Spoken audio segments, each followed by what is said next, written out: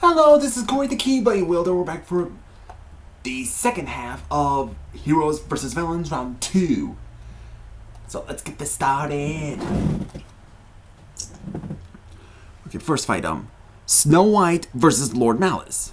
In the description, Lord Malice, sees Snow White as in the meadow, and, why are the dwarves in the meadow? Were they hiking for diamonds? Weird place to look, why not in the cave? Until Lord Malice arrives in front of Snow White, and she gets freaked out. You mean two of you saw a dragon to turn into a human?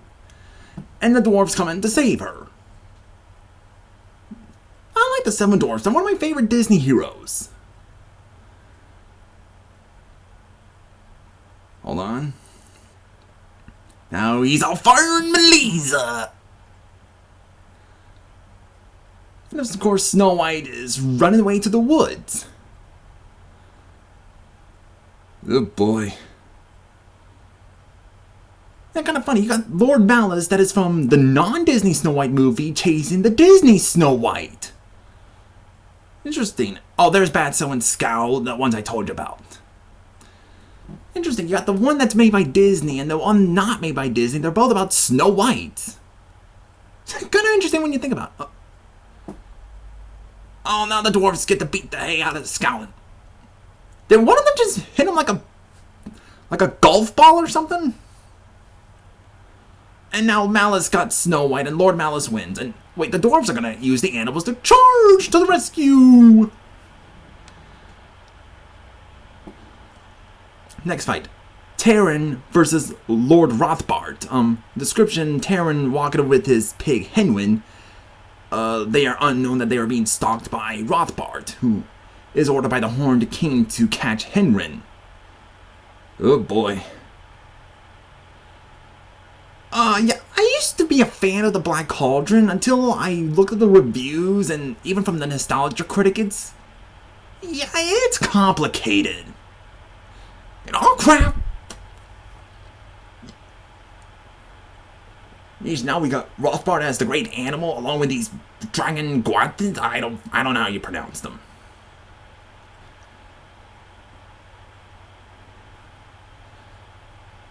Oh, now they got the piggy. Yes, we will save you, Henry, by grabbing the tail.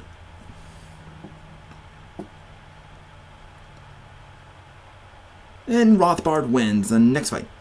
Kaylee versus Judge Claude Frollo. In description, Frollo arrives to arrest Juliana. What did Juliana do? Did she help one of the druids? Or was she accused of helping one of the gypsies? Yikes.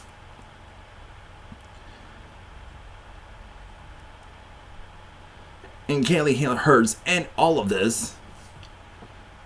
Or was Frollo arresting Juliana for his, I don't want to go into the homophobic one. I don't want to get controversial on this.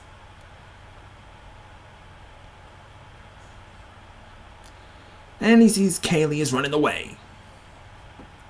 I did watch Quest for Camelot as a kid, and then watch from the Nostalgia Critic's review of it, and then we watching Quest for Camelot along with It Chapter 1, and I got them both. They were from my mom. She's cool. And I highly disagree with Nostalgia Critic. I think it's a good, decent movie.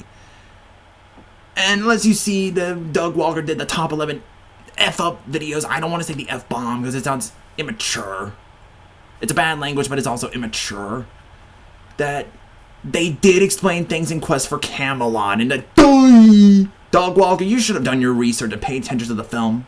Oh yeah, and Kaylee gets rescued by Garrett, the blind hermit. About time to see these characters. Next fight, Tak versus Jafar. Description, Tak along with the caravan holding Princess Yum Yum and Thief Walk coming along. They are soon ambushed by Jafar.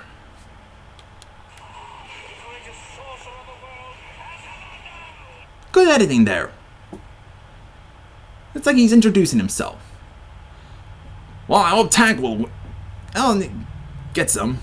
Oh, now Abyss Mal captures Princess Yum Yum. Where names for them, isn't it? Tack, Yum Yum, Zigzag? What did the babies who were working on this film name them? That's weird. Oh, and Jafar wins. Next fight, The Beast versus Ruber. In description, Ruber and his men arrive at an enchanted castle. I guess it would make sense to call it that instead of, either Beast Castle or an enchanted castle. Either way, it works. To ambush, and they see that all the living objects, and they see Belle and the Beast is not... Yeah, if you've seen Beauty and the Beast, you know he's not A-okay with trespassers. Is it weird that he has a potion that it's called Acme? What, with the witches working for Acme? That's weird.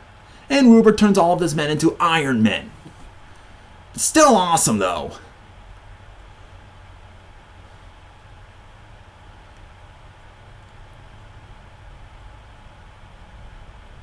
Ooh. And then he sees Belle running away.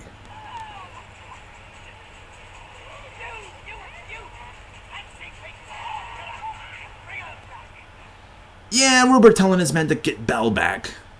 Guess he needs her for one of the Horned King's prisoners or something. Or either Mach and Maleficent's prisoners. And the Beast saves the day. And the Beast wins, and now they have to escape the castle now that Ruber has it. Next fight. Messina versus Ariel. In description, at Grimhilda's castle, Messina sees Ariel and her friends swimming ashore. I guess she has visions. Good visions she has. And she jumps into the river as a snake or a cobra and attacks Ariel and her friends. Well, Flounder, that is. And I guess even Sebastian. And of course, King Triton to the rescue.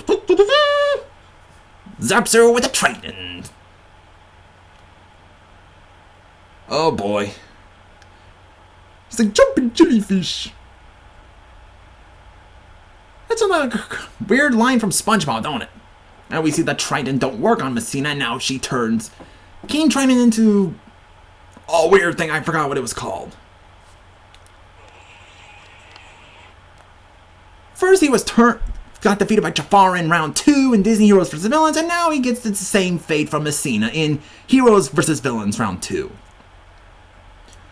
And Messina wins. And next fight, Odette and her friends versus Dr. Facilier. Description, Odette is talking with her friends about something.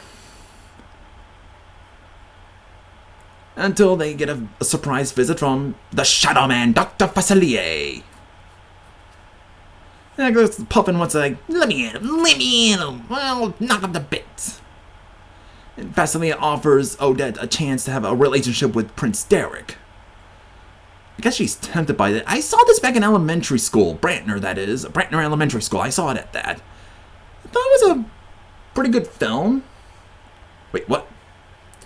Ah, stupid ads.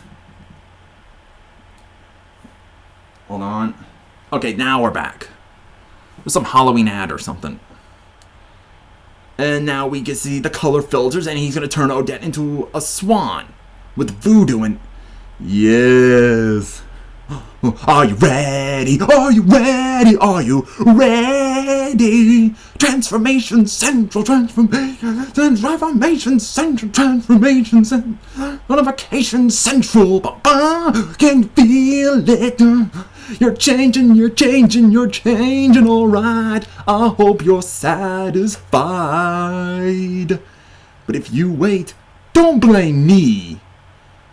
You can blame my friends on the other side. I love this song. It's really catchy. Turns Odette into a swan and Dr. Facilier wins. Okay, now for the epilogue. Love the Kingdom Hearts music. We see that Dawson meets Fievel, who was not in America but swam all the way to Europe. Guess he's gone a long way to travel to America to meet his family. Dawson asks what's wrong, and Fievel needs help to find his family and doesn't suggest that Basil could help. I love both of these films, An American Tail and The Great Mouse Detective. They're both really good. And they're both about mice. It's interesting. Okay. Don't want to get a copyright claim just in case. We see that Hazel and Fiver, along with Bigwig, gather all the rabbits who want to escape from the old warren. And Bambi thought he could help them out, seeing that danger is too close also. Then we see Prince John, along with Scar and Shere Khan. Kind of funny. You got Scar and Shere Khan, who are regular animals walking on four legs, no clothes on. And yet we have Prince John, who is an anthropomorphic lion, who walks on two legs and wears clothing. Kind of a weird alliance, isn't it? I can't imagine both Scar and Shere Khan look at Prince John like, hey, you walk funny, you wear clothing, you freak. I wouldn't call anyone freaks. Until they get a fortune alliance from Prince Froglip. I was hoping we were done with this guy. I just do not like him. He is so annoying. Oh, I hate those goblins.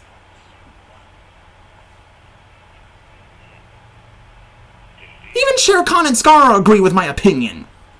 And we see Mickey and his friends teaming up with Aladdin for safety, and kind of funny. You know Mickey Mouse, right? He's like the most icon. He's mostly the leader. But in here, we see he looks at Aladdin as a leader. I guess in most media of Disney, they know that they're fictional characters, or in Disneyland theme parks and stuff, they know they're fictional characters. They see Mickey as the leader and stuff, which is because he's, the one that started it all, even though it was actually Oswald, or how this comedy started it all, but it's still Mickey. And, yeah, I mean, they know they're fictional characters, but in most of the tournaments, even in so far with heroes and villains, they don't know that they're fictional. They don't know that they're not real. They don't know that they're fictional characters. I guess all the Mickey Mouse or any Looney Tunes or cartoony classic ones of the Golden Age are probably looked at as tunes, while things like from Disney animation, like Aladdin, Hercules, Lion King, etc., or Anastasia and Swan Princess, Quest for Camelot, Little Nemo, are probably seen as more real people in that world when they're not all bunk each other with heads and sea birds and sharks, like that. It's kind of interesting. Instead of looking Mickey as the leader, it's the other way around. So now he sees him as Aladdin as a leader. It kind of does make sense for Aladdin to be a leader. I don't know, maybe we can see Mickey getting a chance that he's not just small, but he can be victorious. And it's interesting, even History Buff pointed out.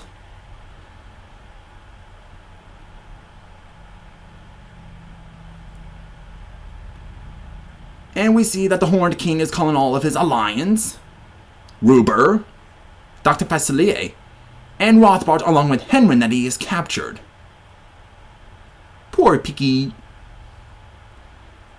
And we see Queen Grimhilda talking with the magic mirror and know about the war and the locations. And the mirror shows her Russia, Camelot, Slumberland, or Baghdad, or is it? Slumberland and Baghdad, and the Kingdom from Fire and Ice that I don't care for. And we see all the heroes are preparing for any threats that are coming for them. Sinbad! So that was Heroes vs. Villains Round 2 finished version part. So yeah, pretty epic there. And so this is Corey the Keyblade Wielder. May heart be your guiding key. Make sure you leave a like and subscribe.